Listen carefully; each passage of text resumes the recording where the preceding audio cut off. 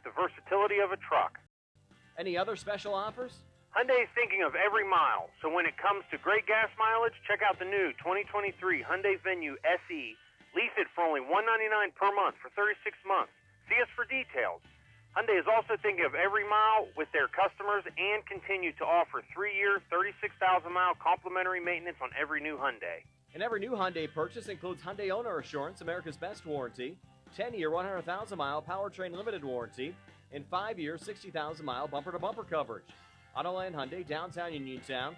See the model on at AutolandHyundai.com. Remember, you always pay less to drive the best at Autoland Hyundai. When you make the right decision, it feels good, like picking the perfect gift. It feels really good to make the right insurance decision, too. That's why State Farm agent Nate Ferguson is here in Uniontown to help you select the right protection at the right price. Nate will make sure you understand your coverages so you'll know what to expect if the unexpected happens. With State Farm agent Nate Ferguson, it's easy to make the right choice. Just call Nate when you want the real deal. Like a good neighbor, State Farm is there. Think about the last time you thanked yourself for something. Maybe it was that me time you took last Tuesday, or finally learning Italian.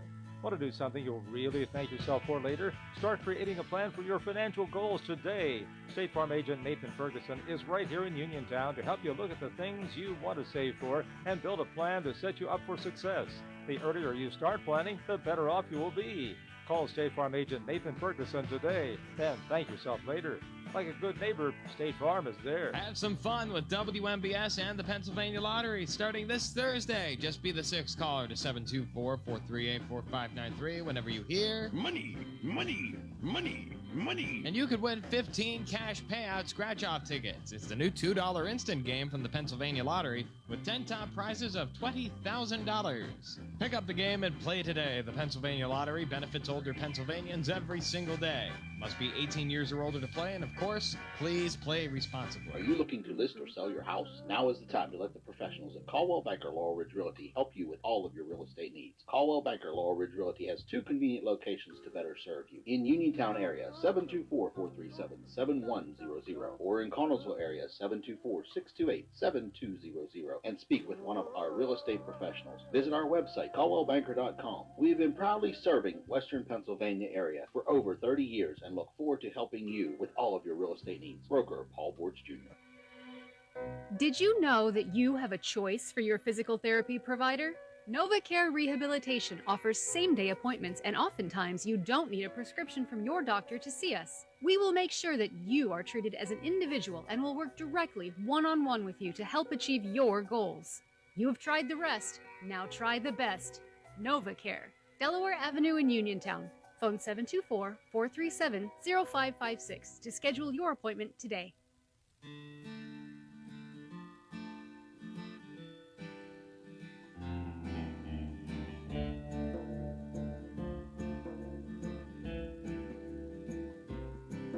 There ain't a darker night than the ones I've seen. 590 AM and 101.1 FM. WMBS, good afternoon. Now time for Energy First on your local station, live on WMBS and on Facebook Live. And ladies, good afternoon. How we doing? Hello. Hi. Thanks for having us back. Absolutely. So, like Nick said, this is Energy First with Sarah and Jen. I'm Jen McIntyre Morris. I'm Sarah Phillips. Absolutely. And just a quick shout out to the Chad Cook Band who actually let us use that song for our opener. It was super cool. They let us use it free of charge. They come from the oil field, so it's just, we're very honored that they allowed us to do that. Yeah, you guys need to listen to that song. It perfectly describes the oil field life. It's called Oil Man by the Chad Cook Band. So shout out to them. And again, this is Energy First. We are a podcast that concentrates on energy in Appalachia. We discuss topics in regards to education for our industry, legislation, which is either currently in force or potentially being brought up in our in Harrisburg and at the federal level, and then of course the people of the oil field as well, the most important part of our industry here in Appalachia. We have secured a few sponsors now, but I think it'll be next week before we actually get them out there. You know, we have to cash the checks before we can actually put those names out there. But thanks to the individuals that have reached out and have agreed to do that with us. We always are looking for more support. And we do have a pretty full schedule as far as guests are concerned. And but we are always looking for speakers as well. So today I just want to do a quick run through this schedule. March 7th, we have Catherine Klaber is joining us. She's the managing partner of the Klaber Group, and she also is a board member of Diversified Energy Company. March 14th, Yemi from CNX is going to be joining us. He is CNX's Chief Excellence Officer, and I believe he's going to talk to us a little bit about their company culture and about some of the great student programs that they have with that company. Shout out to Cayman. Absolutely, Cayman. She's coming on too. We're going to bring Cayman on for sure. She can talk about Slippery Rock. Nick Yeah. just did an article about Slippery Rock. So she's coming on whether she likes it or not. Okay. We're going to pull her on. We'll coerce her. And then March 21st, Chris Halverson, he is the CEO of Pin Oak Energy Partners, is going to come on and talk to us. March 28th, we have a gentleman named Michael Curran who's coming on to speak with us. I'm pretty excited about this one. Will be a slight continuation conversation-wise from our last week's conversation with Kyle Flanagan. Michael Curran is a certified ecological restoration practitioner, and his company name is Abnova Ecological Solutions. He has some really kind of interesting things that his company does, but more importantly, I think will really shed some light on the true nature of restoration practices within the oil and gas sector. And then April 4th, Jennifer Hoffman is coming on. She is the VP of EHS, Regulatory and Communications with Olympus Energy. Super strong woman. She won an award with WEN last year, I believe. Mm-hmm. Yeah, she's phenomenal. So I'm super excited to speak with her. April 11th, we have John McEvers. He is the Senior VP of Operations for Intera Resources is coming on and speaking with us. And then for the life of me, I can't remember what date, but we have agreed to bring Tiffany Culp on. She is very involved in Women's Energy Network with Sarah and I. Also, she's the president. She is. And Appalachian Pipeliners Association. And she's going to come on and talk about some new legislation that's coming out that could affect landowners and oil and gas companies in regards to leases.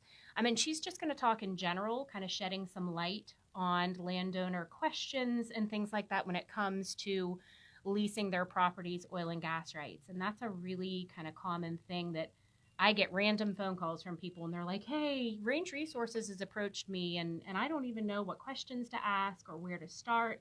And I'm certainly not the qualified individual to be answering these questions, whereas Tiffany definitely would be better at that. And then this is an absolute mess. Sarah, do you think you want to tackle that or do you want me to because I've made a mess of it? You can do it. You're doing great. Okay, so upcoming events in the industry. March 8th, so that's tomorrow, we have Mentoring Speed Networking in Canonsburg with Women's Energy Network. March 8th to 10th, we also have the UGA annual meeting in Columbus, Ohio. And then March 9th at UGA, MUG are having their legendary happy hour out in Columbus. March 15th, we have the Great Energy Gathering, which is in Canonsburg. That's not a completely energy focused event, but it is a really cool event. It's a lot of local companies that kind of come together and showcase their services. And Women's Energy Network always participates. Appalachian Pipeliners Association always participates in that one as well. Also March 15th, we have SPE local lectures, scale remediation in the Marcellus Shale, calcium carbonate and iron sulfide at Cephalo's in Carnegie, PA.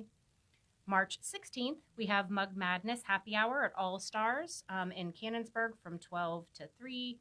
I've missed that one for somehow, but you say it's really good, that it's a packed house. Oh, yeah. All the Mug events are packed houses. They are. They're my neighbor. The houses. All Star. And then March 21st is the APA Speaker Dinner. Details to be announced. March 22nd, there is a joint, I'm definitely going to this one, the joint Pyoga WEN happy hour down at Voodoo Brewing. I want to say Voodoo Brewing is the new brewing company that the gentleman who's involved. Oh, geez, I'll have to get his information because I'm sure he reached out to me about that. I'm curious if it's the same guy. If so, he's in our industry too. So I need to get that information. March 23rd is the AADE Drill Bowl and Student Job Fair in South Point. I do work with the board very closely. We are still looking for companies, oilfield companies, to take part in the job fair portion of that. We do have a lot of students registered. We would welcome many more. We hold a poster contest during that event. And then the drill bowl itself, which is a kind of competition between the colleges. Yeah. Mm-hmm. So it's a really fun event, something slightly different. And then March 24th, we have the AADE Top Golf outing, and that's going to round out March.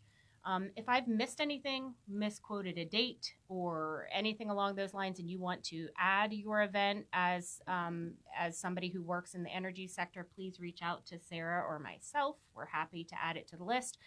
My email is jen@sarahandjenconsulting.com. Sarah is sarah@sarahandjenconsulting.com.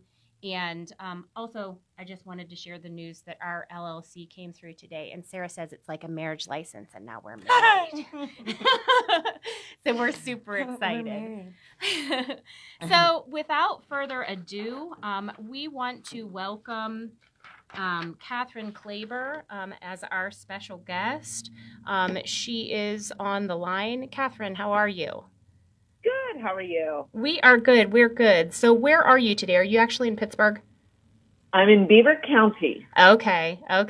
I'm actually heading up that direction tomorrow. I've been working a little bit with the Farm Bureau, and they have an event going on up there. So I'll be heading up that direction tomorrow, trying to draw some synergies between the energy sector and the farm sector, energy and ag being two of our biggest kind of industries in the state of Pennsylvania, right? Absolutely. Yeah. So, Catherine, you and I met, a year or two ago. I kind of called you out of the blue. I had probably 100 people tell me that you were the lady to meet. And then I did meet with you and got a little bit of stage fright. I had 101 questions. I think I made it through maybe 3. You have had an absolutely amazing career. I just wondered if you could tell us a little bit about yourself and your current positions, that type of thing. Oh, well, I would love to, but it's great to be on and hearing that introduction. Lots of energy, clearly. Working through the different oil and gas groups and the events, and it was just thrilling to hear that. I'm still working tremendously in oil and gas, but it's been interesting to see some other fields as well. And there's nothing like the people in oil and gas and how they work together in good times and challenging times. But my whole career has been in energy and environmental in some way or another. I did my undergraduate degree in environmental science from Bucknell, worked for an international environmental health and safety firm, did a MBA from Carnegie Mellon, somewhere in there. Just slipped that one in, Well, that was a gift that keeps on giving. It's all a blur because that's when we had young kids, I can only imagine. But the Marcellus Shale Coalition, put that together after 7 years I'd spent in regional economic development. And when you talk about the synergies between ag and energy, certainly economic development has gained a lot, probably much more than you hear about, in the general discussions.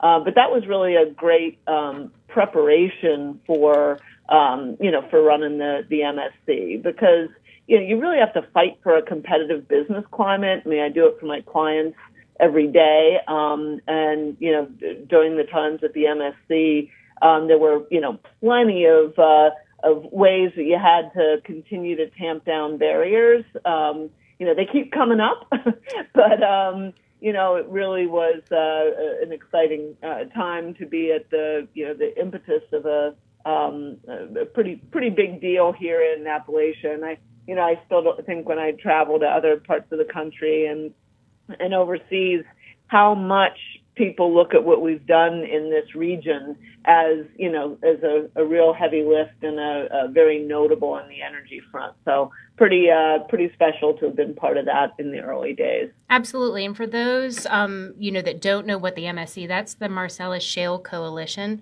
We have a lot of listeners that are in energy, but we're really trying to, reach out to those individuals that have questions about our industry too. So trying to get that out there. Absolutely. Yeah. Catherine, I really didn't know who you were, and Jennifer kept talking. I was like, how? Talking about you, and she was like, you need to research her. So I did, and you're just so fascinating. You're like the original godfather of the Marcellus Shale. You were like in the epicenter of the development of this Marcellus Shale, which is just, it's so fascinating. But another thing I didn't know was that the Marcellus Shale Coalition, I just thought it was this elite, prestigious, networking group. I had no idea about the involvement of how proactive you guys were with coming up with the best practices and how you guys kind of gave all of the entrance of, developing this shale, the lay of the land, both physically and politically. And I mean, the Marcellus Shale and the Utica is very unique in the fact that it is not very permeable, right? It's less permeable than the pavement that we walk on. And there are just so many differences. And I was just wondering if you could kind of expand on the best practices that you created and kind of the genesis of the MSC, how it came about. Yeah, I mean, that was probably the topic that I'm most proud that we worked on in those early crazy days of shale development. I think we all recognize that there were a lot of new entrants coming to town. Not only was it, new companies that hadn't grown up here and didn't really, know the lay of the land in terms of, the surprise that Pennsylvania didn't have any unincorporated territory. I mean, where a lot of these shale companies or, a lot of these energy companies operate, you have a lot of unincorporated territory, a lot of undeveloped places. And here, in Pennsylvania, there wasn't a single square inch of Pennsylvania that wasn't incorporated in some kind of a local municipality. But, with those new entrants coming in, the industry was only as good as the worst performing company in the eyes of the public and the regulators and the landowners. And, it was an early chapter, but there was actually a short moratorium that Secretary of the DEP, Katie McGinty, put in place while we got our erosion and sedimentation plans kind of up to snuff. I mean, it wasn't that we didn't have those here in Pennsylvania, but they really hadn't anticipated the development. And, we used the term modernized regulations a lot then because it wasn't like there wasn't regulations. They just hadn't anticipated, high volume hydraulic fracturing and, horizontal drilling. But, so how do you organize, companies that are each, scrambling to spend dollars to secure, acreage? I went to Washington, D.C., with a couple folks, and we were begging API for standards. And, they had said, well, it'll take a few years. We have a process. And I was like, well, we don't have a few years. We need these things yesterday. And, I'd done prior in my career a lot of work with the American Chemistry Council and kind of knew their responsible care program. And, that required board members to commit to a set of practices. And, we integrated that kind of approach into a board orientation. So any company that joined, one-on-one, I went over with the board member, here are all the practices we've developed to date. We'd like your people to serve on these committees. And that was a way to accelerate the learning about what had been determined before, what worked here, what didn't work here that may have been, standard in other basins. And, it really wasn't easy to get all the companies on the same page, especially on some of the more technical standards. So I can't even imagine.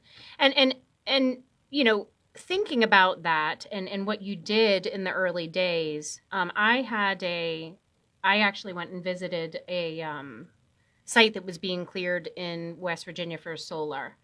And I was flabbergasted kind of by what I saw. I think I said to you, they were kind of clearing virgin timber. They were burning it to the side.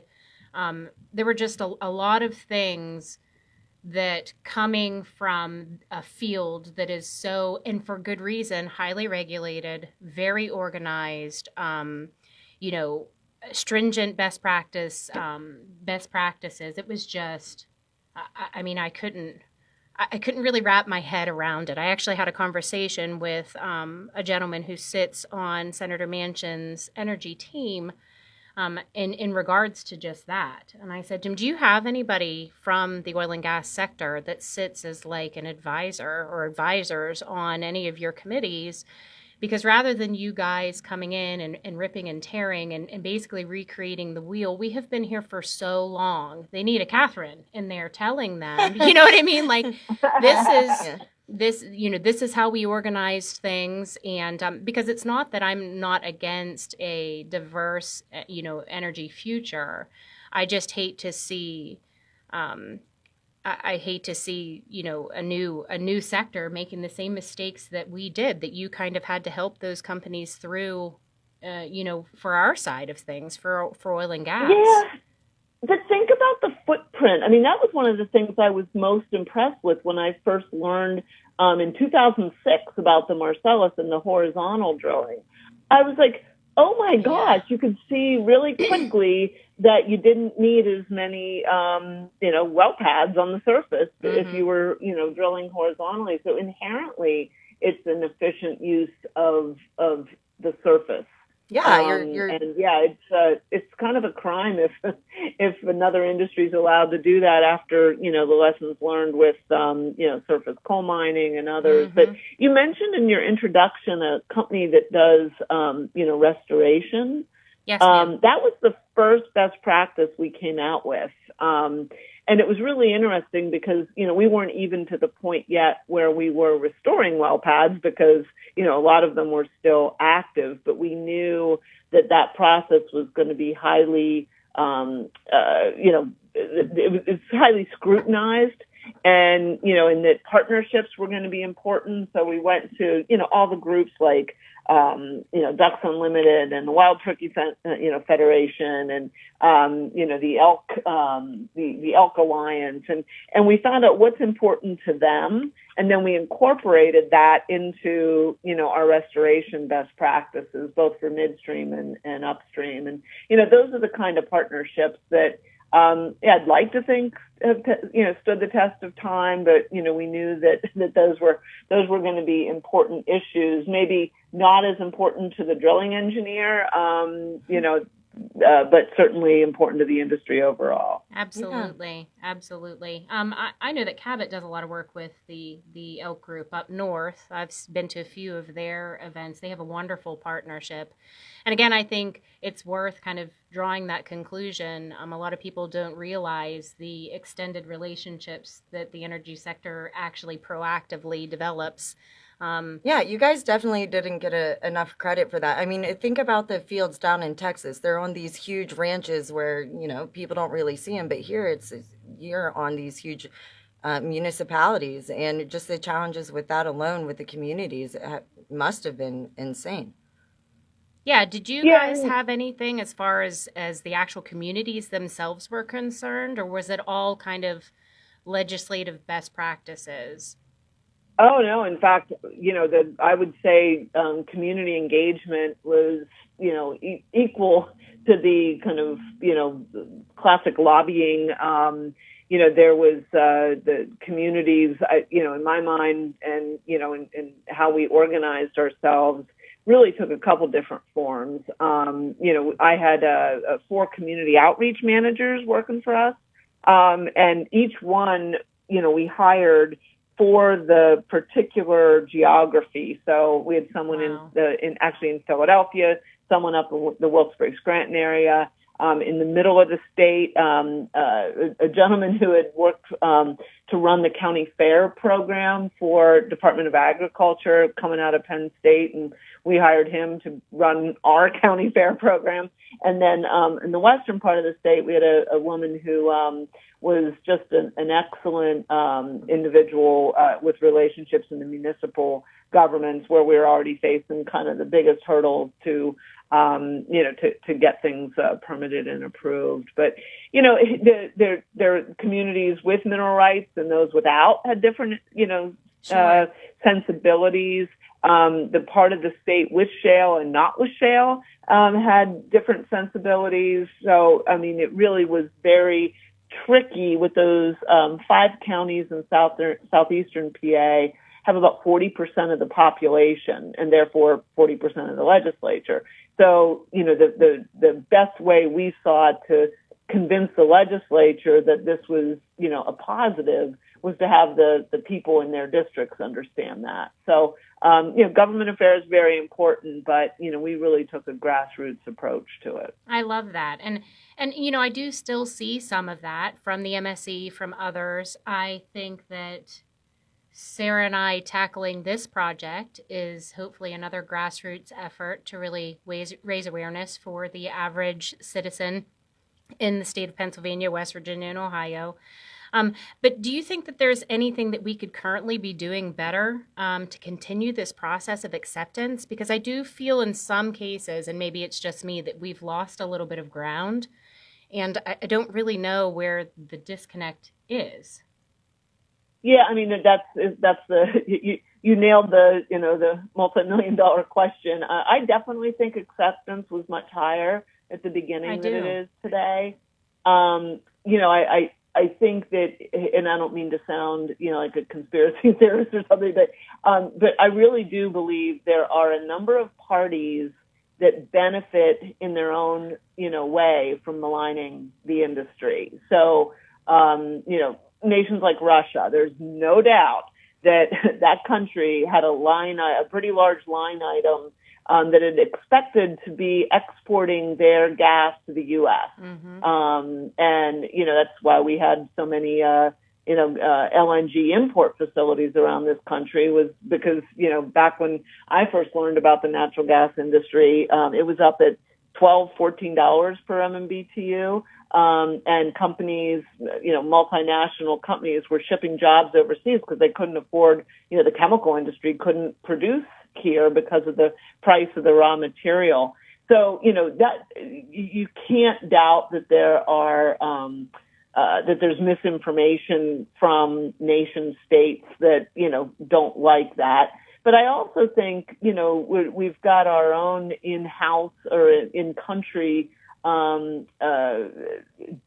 challengers. I mean, there's a lot of financiers that benefit from an overhaul of our energy portfolio, and a lot of investors in wind and solar that are perfectly happy to make that seem like a panacea, and make fossil fuels seem bad. And NGOs, I mean, these non-governmental organizations, they get money from foundations and unfortunately now from governments when they have, some big ugly foe to fight on behalf, of the little guy or the environment. And you had said in one of your articles that the NGOs got $5 million every year. Oh my God, so much more than that. That's just from one foundation, and actually those numbers have gone up over the last 10 years. So you've got these, allegedly charitable foundations that are giving so much more money than, we know that the industry is spending on that. I mean, it used to drive me nuts when people would come up to me and say, the industry needs to do more to tell its story. Well, first of all, we were telling that story everywhere we could talk, but it's a 95,000 square mile basin, and it's, in Pennsylvania alone, it's 13 million people. You have to say these things more than once to be done and have the audience, which is why shows like yours are incredible. And, I agree the industry can always do more, but I think it's far bigger than the natural gas industry's problem. I think there are a lot of forces at work that are making it hard for, any industry or companies to kind of get the word out and to counter, what's been out there. So if you guys have an answer for that, I'm sure. I do. I have an answer. Oh, you have an answer? I do. I think we need a Netflix show. Everywhere you go, you see, like anti-energy. Like I even bought Pirates tickets for my dad, and all you see were like save the planet, but nobody's like save humanity. And in order to save humanity, like we need our fossil fuels. We are it's saving ubiquitous. the planet. That's what we're doing. That's what you and I are doing, J-Mac. We're trying to save the planet, and Catherine too. That's why I picked natural gas. It's this elegant fuel. Started my career in right after the 1990 Clean Air Act amendments passed, and we did everything we could, for our clients to reduce, their number 2 fuel oil or their, diesel. It was all about increasing their natural gas because it brought, the criteria pollutant rates down. It's an elegant fuel with so many different uses. And the fact that it didn't kind of become the, this economic and environmental story to celebrate tells you that there are some, there's some very quiet but powerful forces at play against it. Absolutely. It definitely seems choreographed. Scientifically true. Proven. It's on the same team. Absolutely. Yeah. So I watched a video of you saying something along the lines that Pennsylvania is one of 2 states that the private water wells don't have to be regulated. But also Pennsylvania has more private water wells than any other state. Did that present some challenges as far as, drilling operations go? Oh my gosh, that was so difficult. So, you learn pretty quickly that there had been a run at that at least, several times before we got the MSC up and running, in the 2009 period. But, my house is on private water. I understand the benefits and the drawbacks to that. But, I think there was a huge pushback on the legislature when they tried to install private water well standards so that you had to have casing and you had to, maybe even have a professional geologist certify that it was appropriate. So, you had these, individuals pushing back with their legislators saying, no, we don't want to incur those additional costs. So, I think Pennsylvania now is the only state without private water well standards. So you've got problems in the water wells that, that predate any shale development in all parts of this, Commonwealth, but in particular up in the northern tier where there hadn't been much surface disturbance for, gas development. And, people who owned property up there and said you could light your tap on fire, for, they had always done that. It was kind of almost a kind of a house party trick. But then Josh Fox comes out with Gasland, and, that doesn't get the kind of, again, it's really hard to fight a movie that's being shown, in theaters around the country that is, saying that this is because of shale development, which it absolutely was not. At the same time, the state legislation that required the industry, the industry did a very early job of not pre-testing. So you couldn't come back and say, no, that wasn't us that contaminated your private water. Mm-hmm. So started, from a risk management, testing every private water well in the neighborhood before doing drilling, and found, huge amounts of problems in private water wells before they even started drilling. So then you've got the situation where you're the industry that is presenting this bad news to homeowners and saying, hey, you've got some challenges in your private water wells.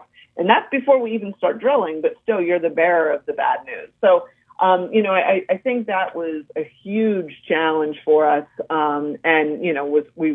We would have loved to have gotten private water well standards put into place, but that was just too heavy a lift. I think the good news, again, one that's not celebrated enough, is, the industry private dollars provided more public health information to private water well owners than the public sector could have ever done. And so you'd like to think that, that was a real benefit, that the industry provided. Yeah, I mean, I'm not going to name the operator. I'm not going to talk about anything along those lines. But in Washington County, over the last 2 years, one of our operators was held up in court over, contaminated groundwater. And after an extensive court case and $10 million later, it was awarded in their favor. It was nothing that they caused. It was actually a historic situation, a very unfortunate historic situation in that area that involved uranium and had nothing to do with, with ourselves. I guess it's just another illustration of if there had been pre-testing or, anything that I don't know, it maybe would have created a very different scenario for them. But right. It definitely went in their favor. It was not the operator that had caused the issue. So that's crazy for me to think. I didn't learn until just now whenever you told me that. So I knew that you could light the water on fire up north, like prior to drilling, but I did not know that the drilling companies were the ones that were actually letting the public know. So they were actually like kind of being the heroes in this situation, and then were tagged with being the villains. Correct. Yeah.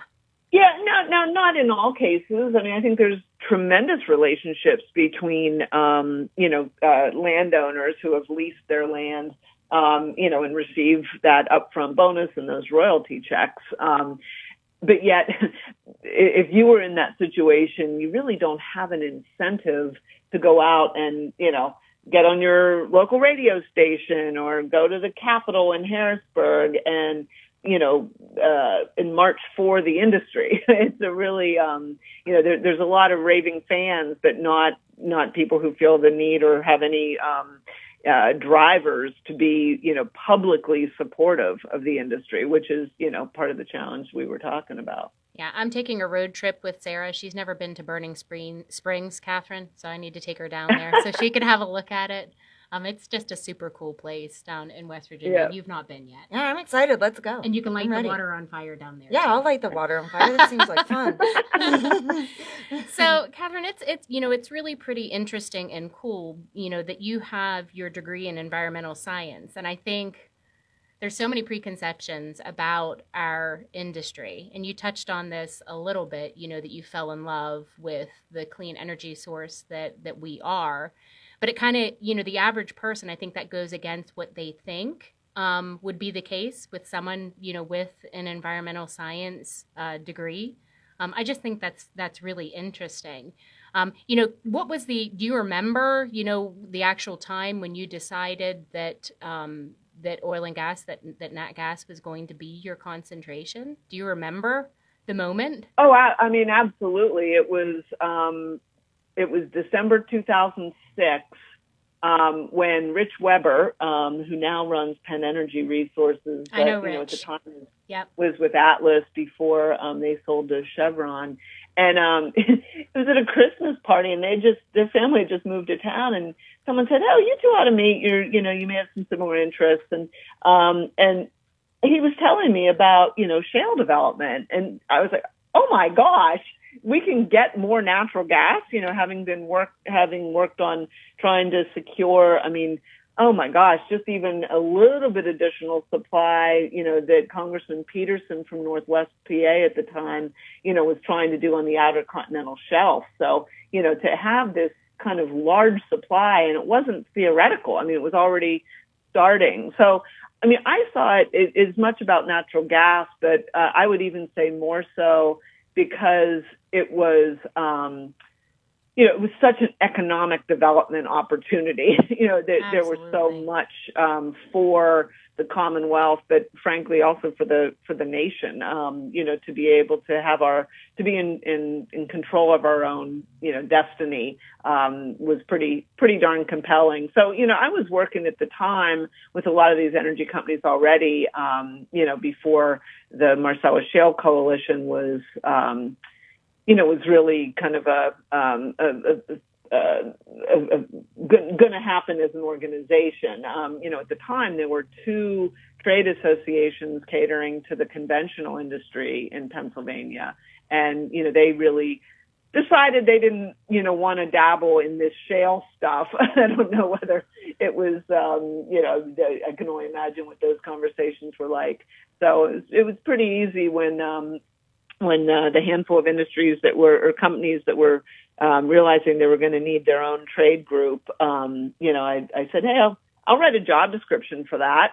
And it's kind of mine to lose. But I do think that some of the initiatives that we were already working on with respect to total dissolved solids. This was early in the Rendell administration. And, even tax policy, we were working with a group of companies across the state. A lot of similarities to the kind of consensus building that was going to be needed for the Marcellus development to be successful. Yeah, and I find you inspiring for so many reasons, but I think your background adds to that. I think it's very similar to Chris Wright.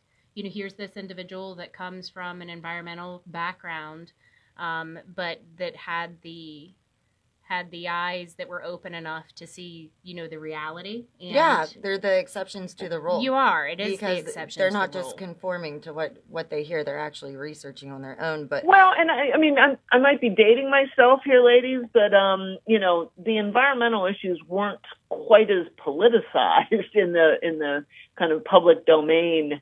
When I got my degree, in that subject, it was amazing to me how the environment, has become such an easy scapegoat for certain causes. And, I kind of got into the field in the beginning because of the technical nature and and because I enjoy the environment, and it's taken on, especially certain degrees, they are more political degrees from some institutions than they are technical. Yeah, it's crazy how ubiquitous it is everywhere, like the political influence. So I read in one of your articles, speaking of Chris Wright, do you remember Chris Wright's rebuttal to North Face?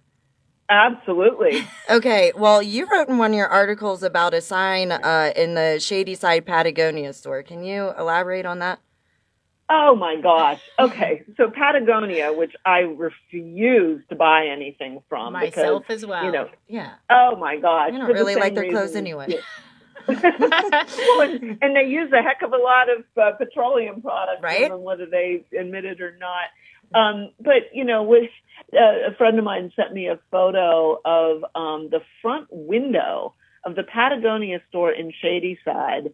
And, we tried to work through the Shadyside Chamber of Commerce because it said, it was like, people who were looking sick and, kind of well derricks, which of course we anybody who knows what they're talking about knows there's no derricks here for natural gas development. But, this kind of underground, ugly, cracks in the earth, as if that's what a fracture looks like for. I didn't realize it had an image on it. This sign when I read this article, the whole thing. It took up the whole window, and then it was, showing petrochemical development, and it referenced Beaver County, and I felt like saying, "Oh my gosh, how dare you!" And the group that had signed it is one of these groups that gets money because they like to pretend that they know what they're talking about on oil and gas. But I don't know if it's still up. I keep meaning to stop by Shadyside on my way home to see if it is, or at least to go talk with those managers of that store and tell them So give them a piece of my mind. Yeah, I mean, I personally, my consulting company has worked intimately with the guys at Shell at the cracker up there. And I mean, they have been absolutely phenomenal. They are, I mean, the entire process with them as a company has been amazing. The amount of money that they spent in remediating that site prior to actually breaking ground is literally mind-blowing. I mean, oh yeah, and this was ground that was completely useless. And what they're doing there is phenomenal. They actually have, and we are going to have to finish up, and I don't want to let you go, Catherine. We're going to have you back, but they actually have a miniature, like life size model, working model of the Shell cracker in their admin building. I'll have to get you in to see it. Which I asked them why they put it behind the fence, because if they're planning on bringing kids and it takes you literally 3 days to get approved to get on that site, because I went through the training myself, kind of would have made more sense to put it on the outside of the fence, but it is really cool. So you can kind of see it up close and personal. Yeah, but what they have done there is amazing. They're opening up the plant a lot more now that, you know, it's under operations instead of construction. Yeah, absolutely. So that's a pretty spectacular visitors area there. I know we're wrapping up, but, you know, you had said in your intro about legislation. Keep an eye on that energy choice legislation that Senator Jean Yaw is putting forth. That's going to be one that I think your listeners, you know, would really like to hear about. I absolutely will. I have written it down. Okay. And then today, I'm sure we're all trying to decode the governor's budget address from a few hours ago. So that's also a good topic for you. Absolutely. We appreciate it very much. And I wish we had more time. These go so quick. We're going to have to make it go to an hour because we could talk and talk and talk to the guests that we've had. Well, I hope your listeners got a little bit of history there. And thank you again for the work you guys are doing. It's really important stuff. Oh, thank you, Catherine. Yeah, thank you, Godfather. And that has been Energy First with Sarah and Jen. I can't even say my own name. Your name's Jen. My name's Jen.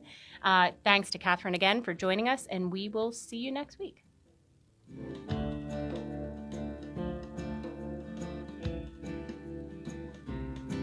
Well, this heart had steel toes on my feet.